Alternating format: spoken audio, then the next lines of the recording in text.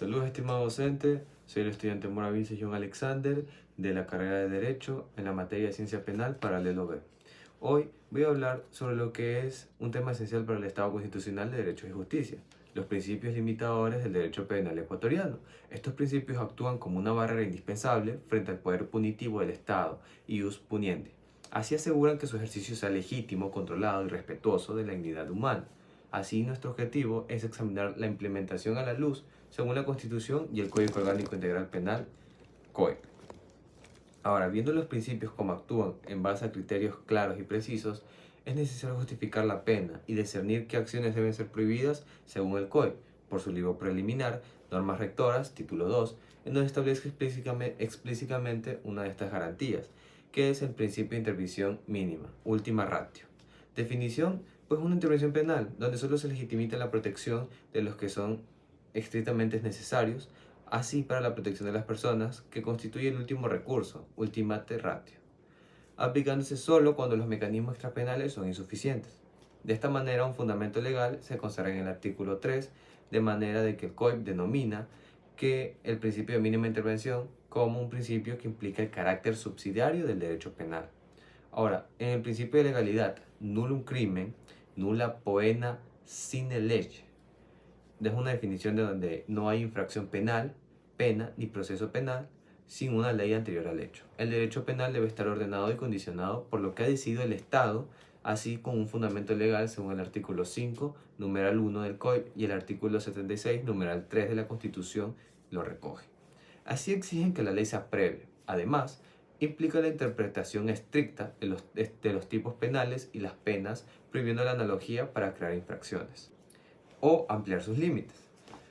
En el principio de la lesividad o bien jurídico, vemos la definición en donde se sancionan conductas que almacenan o lesionan sin justa causa un bien jurídico protegido por el COIP, donde el objetivo del derecho penal es la protección de estos bienes jurídicos fundamentales, tales son vida, libertad, propiedad, entre otras cosas.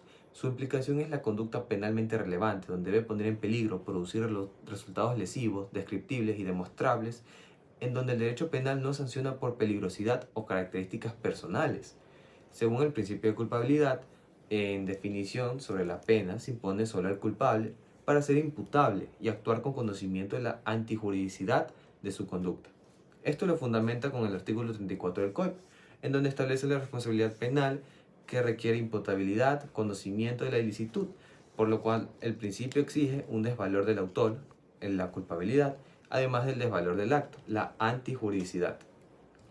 Ahora, hablando del principio de proporcionalidad, observamos una definición donde las penas deben estar acordes con el principio de proporcionalidad y existir una relación coherente entre el grado de vulneración del derecho y la gravedad de la sanción. En exigencia implica que este castigo sea proporcionado a la falta cometida, aplicándose la individualización de la pena y ya. En la evaluación crítica, según el contexto ecuatoriano, observamos que el ordenamiento ecuatoriano consagra formalmente estos principios, pues su aplicación en la práctica presenta desafíos que merecen un análisis crítico. En sus fortalezas vemos el reconocimiento explícito según el COIP y la Constitución. Ofrecen un sólido andamiaje normativo, principios como la mínima intervención y la legalidad se encuentran claramente delimitados. En el enfoque de derecho se prioriza la dignidad humana y la garantía de derechos, buscando evitar la venganza privativa y la inflación penal, que es un indicador de desintegración comunitaria. Vemos la proscripción de la responsabilidad objetiva, que se exige la culpabilidad, prohibiendo la responsabilidad puramente objetiva o por el resultado. Según las debilidades y tensiones, vemos los riesgos y la inflación penal, donde existe una constante presión para responder a la delincuencia con más dureza, lo que se conoce como inflación penal. Tenemos el legislador impulsivo, que es una crítica doctrinal que apunta a que el legislador actúe de manera irracional, a menudo utilizando la amenaza de la pena para tranquilizar miedos colectivos o para obtener consenso político según las leyes publicitarias. La dogmática versus la política criminal, que es donde persiste una tensión entre la dogmática penal, como un estudio técnico jurídico del derecho vigente, y la política criminal, que evalúa críticamente el derecho y propone cambios. De esta manera, una política criminal ineficiente o incoherente puede llevar a un marco legislativo impropio para combatir la delincuencia.